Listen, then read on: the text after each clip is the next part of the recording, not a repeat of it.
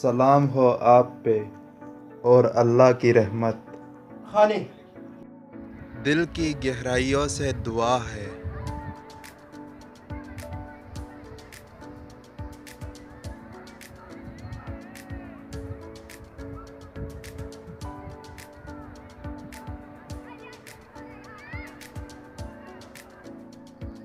کسی چیز کو اگر آپ نے پریکٹیکلی میں ایکسپیرینس نہیں کیا تو آپ کو کچھ سمجھ نہیں آیا۔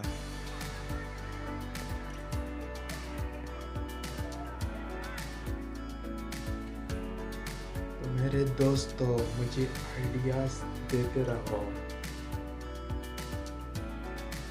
جو اس کا اوکے